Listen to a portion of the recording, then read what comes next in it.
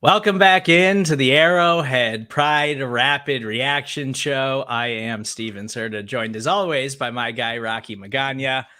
Rocky, week one is in the books for the Kansas City Chiefs. And just as we predicted here at Arrowhead Pride, the Arizona Cardinals were absolutely nothing to worry about. I've been talking about it all week. And, there was a little fear of Kyler Murray. And, Kyler is a good quarterback and he's really good at escaping pressure and making plays on the run. But I was like, listen, this Arizona Cardinals team did not get better in any way this offseason. They got dramatically worse in a lot of ways. They didn't have Rondale Moore, who I think is an exciting second-year wide receiver. They don't have DeAndre Hopkins. Zach Ertz was hobbled by injuries all week. They didn't have J.J. Watt. They didn't have Trayvon Mullen in their secondary, a secondary that's already not particularly good. And I was like, also, Patrick Mahomes absolutely crushes in week one. Like, we know that we do not have to worry about Patrick Mahomes going nuts in week one. And it went exactly according to script. They were absolutely dominant today, Rocky. Week one, Arizona Cardinals, Chiefs absolutely toasted them. Patrick Mahomes goes nuts. Final score 44-21. Patrick Mahomes throws 5 touchdowns and really didn't need to even play much of the fourth quarter because they were so dominant in this one. Just your biggest takeaways, Rocky. What were you impressed by? Was there anything that you came out of this thing being like, I'm not sure if I'm confident about this ahead of week 2 on Thursday night against the Los Angeles Chargers? Freaking A, Steven Serda and Chiefs Kingdom. Freaking A. What I came out of this thinking, yes, Tyreek Hill is a great weapon. Tyreek Hill had a great day today, but this offense is addition by subtraction. There's a thing called codependency in life. And I feel like there was a little bit of that happening last season. Mahomes was like a new man who was out on the town, just like sleep, just like they're just picking up people wherever he wanted, left and right. He was a free man to do what he wanted, throw where he wanted, play how he wanted. It was an amazing game. And yes, Kyler Murray is an exceptional football player. He is an offensive weapon. He is somebody that you have to, account for on a regular basis. But at the same time, let's not act like the mobile quarterback is a new thing, right? That this isn't the days of Randall Cunningham, right? Out there where he's the only guy who's ever done this before, where Michael Vick, where nobody's ever seen somebody with that kind of, mobility. It's becoming the norm in the NFL that if you're not a mobile quarterback, then you're not going to be successful, right? And so I think defenses are starting to catch up to the idea of containment and not over pursuing. And you saw a lot of corralling of Kyler Murray today. And when that happened, he didn't have anything to do but to throw it off his back foot and try to do a Patrick Mahomes-esque type of play. And all due respect to Kyler Murray as a player, he's not Patrick Mahomes. Nobody is Patrick Mahomes. And I think that Patrick Mahomes showed that today, that there was a lot of shade thrown at Patrick Mahomes in the offseason, and he answered today and proved resoundingly that he is one of one. He is QB1 in the NFL. There is not another Patrick Mahomes, and he wanted you to see that today. We spent all offseason, and we've talked about it a ton here at Arrowhead Pride with Tyreek Hill kind of just throwing jabs all off season and hyping up Tua Tagovailoa. And the Dolphins looked fine today, but they did not look like this Kansas City Chiefs team. And I understand. I think that we've talked about how tough the schedule is, and it's an insane schedule that starts off with this tough matchup against the Arizona Cardinals, but this Cardinals team isn't the same team that was the last undefeated team in the NFL last year. Like, I was confident that the Chiefs were going to dominate this football game, and they dominated every aspect of the game. But I want to get into the defense and how impressive they were, because there was a lot of things to love about their performance. But we have to start with the offense and how fantastic Patrick Mahomes was with 30 for 39, 360 yards and 5 touchdowns. And he pretty much didn't have to play the whole second half of the fourth quarter. They kick things off with this touchdown to Travis Kelce that we actually have for you guys right now. He lofts it to the end zone, and it is caught by Kelce for the touchdown. So Kelsey was dominant, of course, and he was the clear number one target for Patrick Mahomes. 8 catches for 121 yards and 1 touchdown. And he kicked off the scoring, but those doubters that we talked about all offseason, Rocky, and even after Thursday Night Football, where the Buffalo Bills looked fantastic and Josh Allen was incredible and they dominated the Super Bowl champion Rams, which I also predicted, by the way, a couple of weeks ago on the Arrowhead Pride Podcast Network. I said that Rams offensive line is a problem and Matthew Stafford's elbow is a problem and Buffalo is just too deep and they're going to be a problem for the Rams. And they absolutely were. But the conversation after that game was Josh Allen's best quarterback in football, and he's just a tier above everybody else right now. And Patrick Mahomes has spent this offseason just quietly saying, okay, I remember. I remember everything that you guys are saying, and I'm keeping the receipts.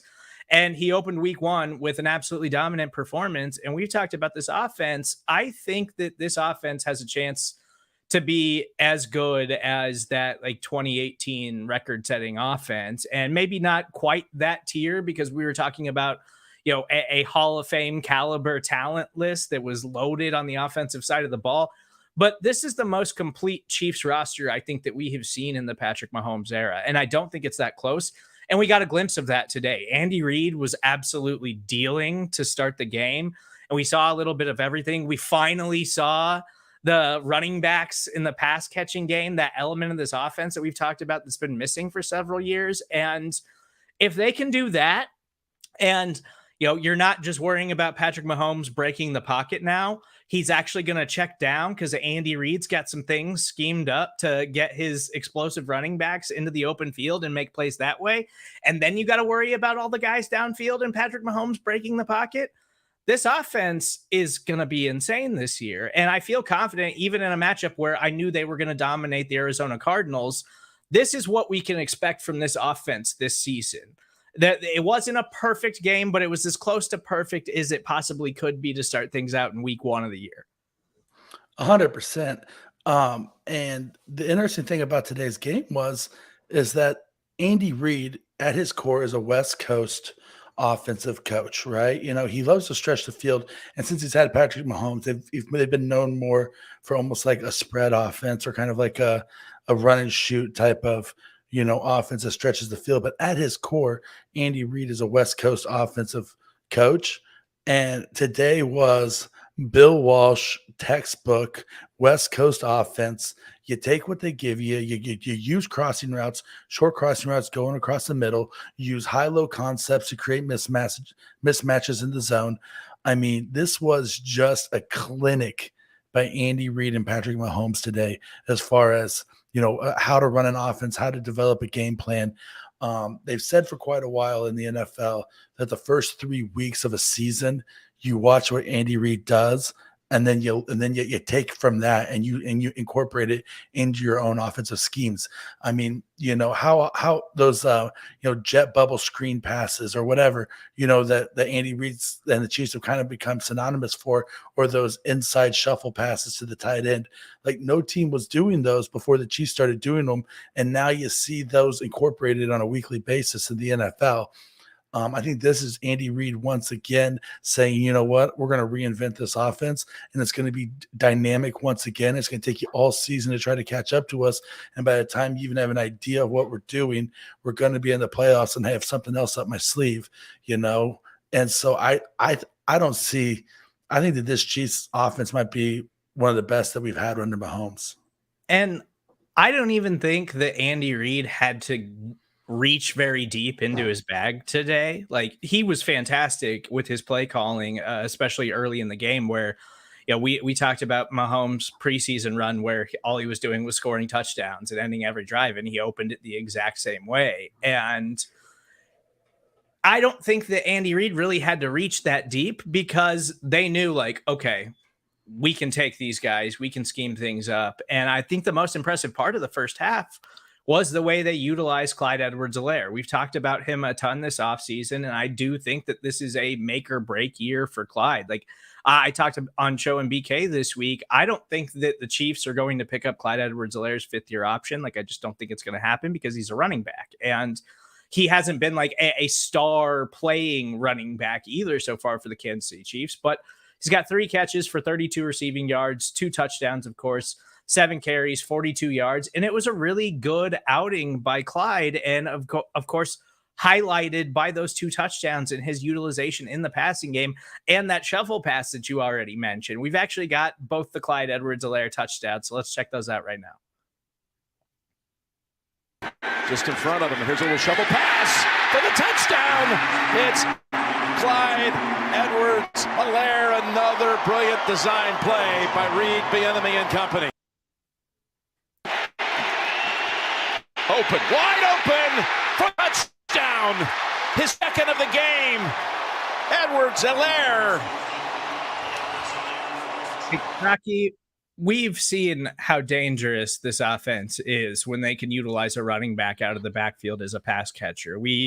I think, probably saw the peak of it with Kansas City and Andy Reid and Patrick Mahomes during the Kareem Hunt days. And then we saw the way that they utilized Damian Williams the Super Bowl season. And it was part of the reason why they looked like they were an unstoppable offense. And it's something they have been seriously missing. And we saw it with Jerick McKinnon today. We saw it with Clyde today. We saw it with Isaiah Pacheco. And this is going to be, I think, kind of more of a 3-headed backfield where if they could find ways to get these guys involved on top of the depth of their pass catchers, man, you just have to feel really good about where the Chiefs offense is, especially headed into a brutally tough matchup in week 2 against the Los Angeles Chargers. I mean, the moment that Clyde Edwards-Helaire became a Kansas City Chief, the big thing was, oh my gosh, look at this guy's hands out of the backfield. He's going to unlock this offense. He's going to be, he's going to be such a stud. And that's been one of the biggest frustrations for Chiefs fans up until this point, is seemingly Andy Reid's insistency on not using Clyde Edwards-Helaire in the passing attack. And then today he comes out and he says, you know what? We're going to use Clyde Edwards-Helaire as a focal point in the passing attack, as well as about, 10 other receivers. But we're going to focus on Clyde Edwards-Helaire, and we're going to scheme up some plays specifically for him. And you saw it and you said, man, looks like this is a guy who they probably should have been passing to all along. And now that they are, it was amazing to watch. I mean, this is probably one of the funnest Chiefs offensive performances that I've seen, and probably one of the most well-rounded offensive Chiefs performances that we've seen in a really long time. I mean, they were hitting in the run game. They were hitting on the deep and intermediate passes. They were hitting on the short pass game. They were running trips tight ends to the right. They were passing to all 3 running backs. I mean, this was a clinic. There's no other way to put it, that this was a very, very, very impressive way to start the season right out of the gates. So if there's anything to be worried about leaving today's game, it is that the Kansas City Chiefs did wind up getting pretty banged up in this one. And it started with Patrick Mahomes early in the football game. He takes a big hit, goes down hard on his non-throwing hand, and wound up getting it taped up pretty immediately. And they said it was like a wrist injury, but obviously he continues to play through it and is fine. But it's something to monitor, as they had the quick turnaround against the Chargers on Thursday night.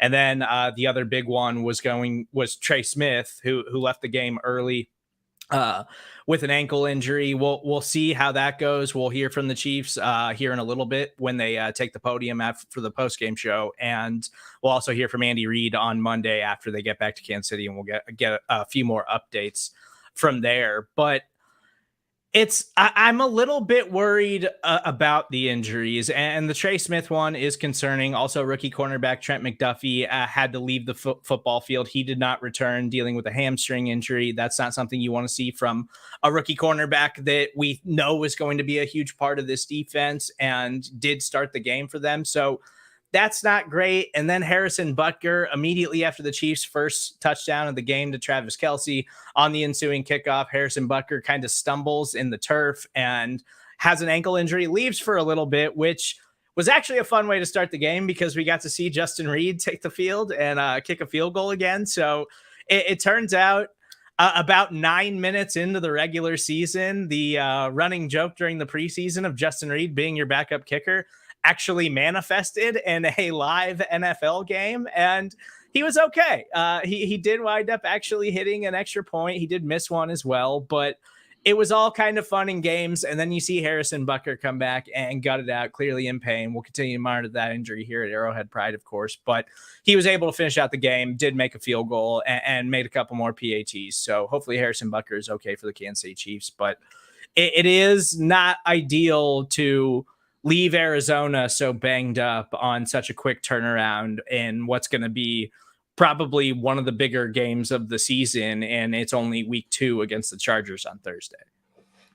Yeah, anytime there's anything hurt on Patrick Mahomes is a bad thing. His body needs to be in as primo shape as possible, as often as possible. Obviously it's on his non-throwing hand, so it didn't really affect him too much in the way he played, but you just don't want to see anything injured on Patrick Mahomes. That's just, it's kind of a given.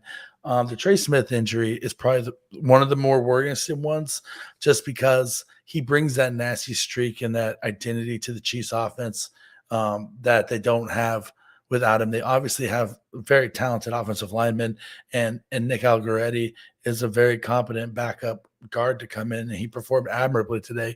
But as far as like that nasty mean streak of just wanting to pancake pile drive people into the ground, Trey Smith is the one that brings that to the team. And then Trent McDuffie's injury is hamstring injuries on wide receivers and cornerbacks. You just never know how they're going to turn out, and you never want to see them. You can't help but think that if Trent McDuffie was in the game, that final touchdown to Hollywood Brown might not have happened. Like, he might have been on Hollywood Brown instead of Jalen Watson there, and he may have stopped that touchdown. You don't know. Young cornerbacks are going to take their lumps, but it was rough sledding there, as far as injuries go. But yes, we did get to see, a little bit of Justin Tucker Reid, kicking the ball today, which was awesome. And then we got to see even better Harrison Butker come back out from the locker room like Kurt Schilling with a bloody ankle, and drill a field goal and some extra points. And so I was happy with how Harrison Butker got it out today. He showed some real toughness. And so, it's not what you wanted to see. Hopefully none of the injuries are too serious, and we're able to, to get them back on the mend sooner rather than later. Yeah, it's not ideal to have so many injuries pile up in week 1, and they stayed relatively healthy through the preseason. So for a team like the Arizona Cardinals, it was really banged up headed into this game. You were feeling really good about the Chiefs, and then it kind of just, as the game goes on, Justin Watson left with the chest injury late in the football game. So you don't want to see any of that, and we'll continue to monitor all of that stuff at Arrowhead Pride. But before we move off of the offense, we got to get these last couple of touchdowns in, because we've talked about Jody Fortson. All he does is catch touchdowns, and that's all he did today. He caught another touchdown. I hope that our Kansas listeners who maybe have placed a few wagers now that sports betting is legalized in Kansas, put some money on the Jody Fortson anytime touchdown, because that was a very big win for me today. And it's something that it's just one of the cooler stories on the Chiefs to see him come back from the Achilles injury and everything that he's gone through so far in his career to, be in the position that he is in with the Kansas City Chiefs right now. It was just very cool. So let's check out Jody Fortson's touchdown. Grab it, boom. Back in the end zone and coming back to get it. It's caught by Forston for the touchdown. This is where they're really going to surprise a lot of teams. They're going to run a lot of 2 tight end, 3 tight end sets this year. And the last 2 Patrick Mahomes touchdowns, and Kramer, we can just throw those up in the background here, because I definitely want to dive into the defense with Rocky. McCole Hardman had a late third quarter touchdown, then Isaiah Pacheco getting a lot of run there at the end of the game and ripping off a lot of explosive runs. He looked exciting there late in the fourth quarter. Once the starters were out of the game, he also found the end zone late there for the Kansas City Chiefs. But I want to get into the defense with you, Rocky. And I was pretty impressed with them. Again, I think that you have to keep in mind the injuries that they have at pass catcher in Arizona and the guys that they did not have on the football field. But it's hard not to be impressed with this defense based on what we saw from them in the preseason and what the expectations are for the young guys, for the veterans, and the way it's all going to mesh together this season. Chris Jones was absolutely dominant, especially in the first half of this football game. And Patrick Mahomes, I think it was early in training camp, like, was asked, like, who have you been the most impressed with? And he was just like, Chris Jones. Like, Chris Jones has just been an absolute menace so far. And he looked like that today. And we've talked about it a ton. They need him to be that more consistent game-wrecking superstar caliber player that we know he can be, that we've seen him be over the years, but sometimes kind of fades away a little bit. And sometimes you feel like you can't always rely on it the way that you need to. And I thought he was that today. Like, he was an absolute monster just early on in that football game. He was all over Kyler Murray and just absolutely destroying this Arizona Cardinals offensive line. Yeah, I mean, I wrote down in my notes, Chris Jones proves he's still elite. He was just blowing up the center of their offensive line consistently. He was getting his hands up and batting balls down. I mean, he was an explosive player, from beginning to end. The only thing that I would say is there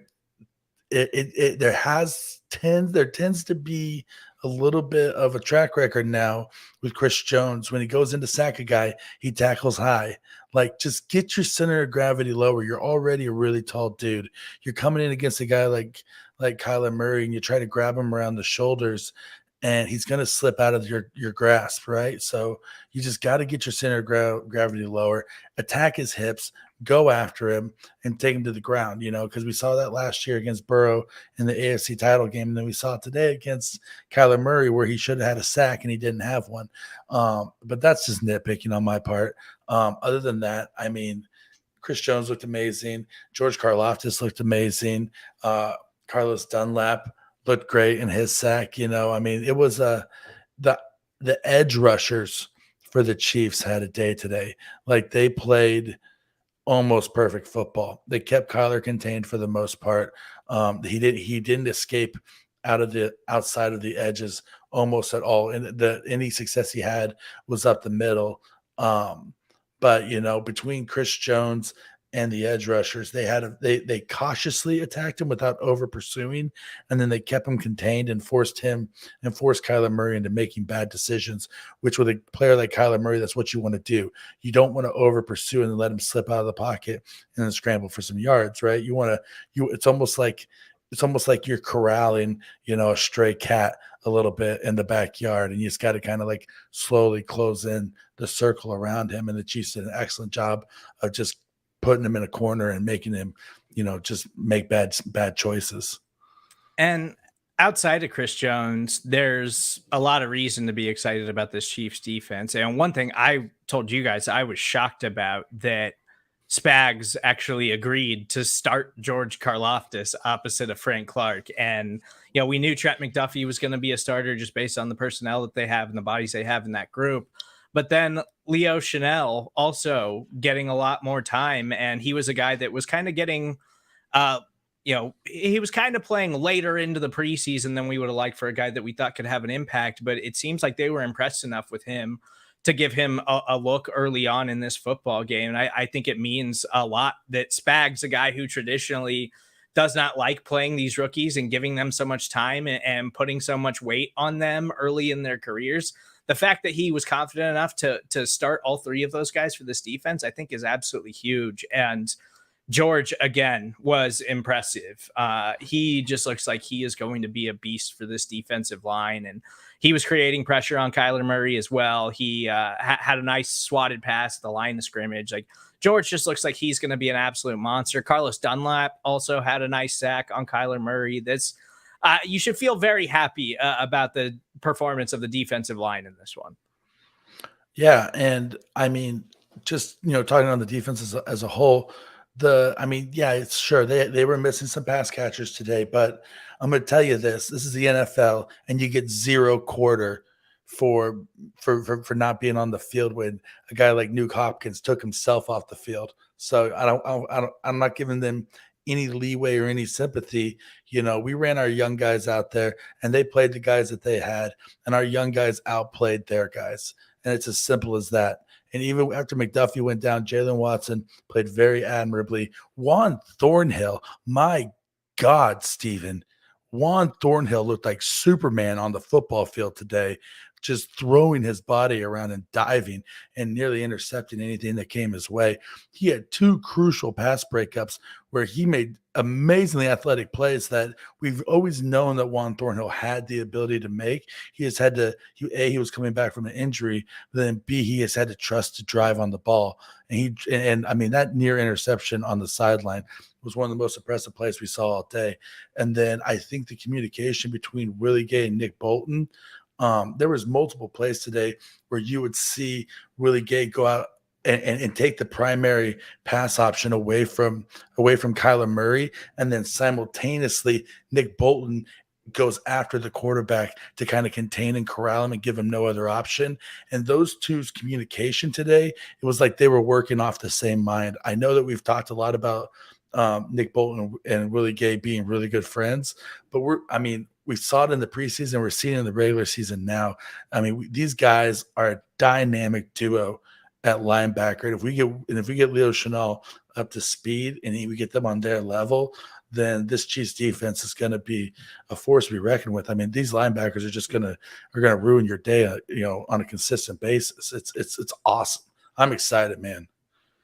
Yeah, I agree with you on Juan Thornhill, and he's been hyping himself up, and Spags, who isn't always the most complimentary of players at the podium, has even said, like, we've been really, really impressed with what Juan has done this offseason and the way that he's looked and the way he's stepped up to have a bigger role in the defense. So to see him flying around the football field and making plays today, it looked like the Juan Thornhill that we saw as a rookie, that we were like, this guy's going to be a stud. And it's taken a couple of years to get back to that, but it looks like he's there. It looks like he's going to be that guy for this secondary. And really, I think the only real nitpick I think you could have with the defense is that they just didn't force a turnover, but they were there. They were making plays. L'Jarius Sneed also got a sack on Kyler Murray. Like, they looked explosive and they looked fast. And that's what we've been talking about with this defense all offseason. That's what we need to see from them today, because Arizona is a fast team. Like, they did build their team and their offense around speed.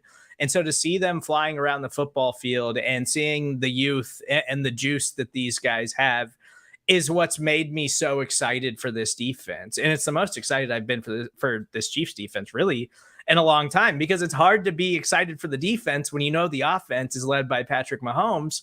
But this defense is genuinely intriguing and exciting because of all the youth they have and all the playmaking ability and potential that you got to see here in week 1. Yeah, I mean, a lot's going to be made and a lot should be made about Mahomes' efficiency today, and the fact that he opened the game with 4 straight scoring drives. But a lot also needs to be made about the Chiefs defense getting him the ball back. And yeah, they didn't get a turnover today, but they forced a fumble. It's just the luck of the bounce of the ball at that point. There was a couple of situations where they could have had interceptions, maybe should have had interceptions. I think the Chiefs come away with this feeling very good about themselves. I think that there were a couple of situations where they probably could have played a little harder down the stretch, where they kind of maybe sat back on their heels a little bit, knowing that they were up by 30 points. But I mean, like I'm saying, I'm nitpicking at this point. We were up by 30 points. Your defense and your offense gets you up by 30 points. It's a good day. Yeah, and just an impressive win overall. And really, you just got to be thrilled with what you saw from this Chiefs team in week 1, with all the question marks that we had headed into the regular season. And then all of the ridiculous doubt being placed on Patrick Mahomes. And we've kind of just been sitting here like, don't piss him off. Don't piss him off. Yeah. You guys are going to piss him off. And he's going to go out there and he's going to win another MVP. And this was the first big step towards that. And man, Patrick Mahomes looked like he's kind of annoyed. Oh, you forgot about what I did against Josh Allen last year, and all of a sudden Josh Allen's the best quarterback in the NFL and I'm not? Okay, I'll remind everybody what I can do, and I think that's what he did today. Before we get out of here, Kramer, we did have some questions from the Arrowhead Pride Twitter feed, and you can tweet your questions at us if you'd like, hashtag AP Rapid Reaction, and we'll try to get to those here at the end of the show before we jump into these Chiefs press conferences. But what are some of the questions that we had up, Kramer?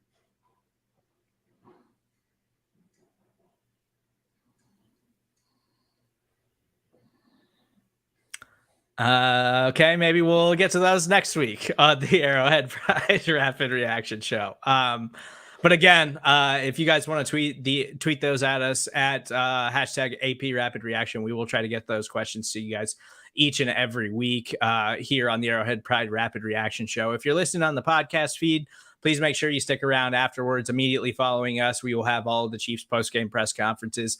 Andy Reid did confirm some of the injuries, especially when it comes to Patrick Mahomes. He did say that he's going to have the wrist evaluated. They're going to have it checked out, make sure there isn't something more going on there that they couldn't tell on the sidelines. But hopefully it's nothing super serious to worry about. There is going to be some question marks in Trey Smith and Trent McDuffie with the quick turnaround ahead of Thursday night, the first Amazon Prime game, Thursday Night Football, Chiefs Chargers. Obviously going to be a massive week 2 game that we will have covered for you right here at Arrowhead Pride. So make sure you're tuned in to arrowheadpride.com. Make sure you're tuned into the podcast feed. Make sure you please subscribe, rate, and review everything that we are doing here at AP. You can follow Twitter, or you can follow Rocky on Twitter at Rocky Magana. I'm Steven Serda. That's where you can find me. You can follow our guy Kramer, who's helping us behind the scenes at Kramer Talks. Again, please make sure you stick around for the post-game press conferences. We will talk to you guys on Thursday.